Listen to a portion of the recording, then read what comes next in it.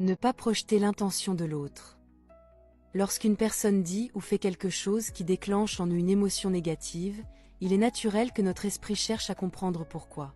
Mais au lieu de vérifier les faits, nous tombons souvent dans le piège de la projection. Nous attribuons à l'autre une intention basée sur notre propre interprétation, influencée par nos expériences passées, nos blessures ou nos croyances. Le problème, c'est que notre interprétation n'est pas la réalité. Elle est un mélange de ce que nous voyons, de ce que nous ressentons et de ce que nous supposons. Et plus nous sommes convaincus de connaître l'intention de l'autre sans l'avoir vérifiée, plus nous risquons de créer des malentendus.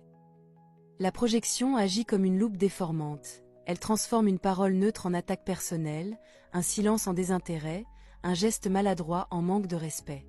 Cette distorsion émotionnelle peut rapidement mener à des tensions, voire à des conflits ouverts, alors qu'il n'y avait peut-être rien de négatif à la base.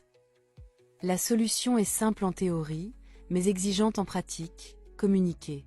Poser des questions, demander des clarifications, exprimer son ressenti sans accuser.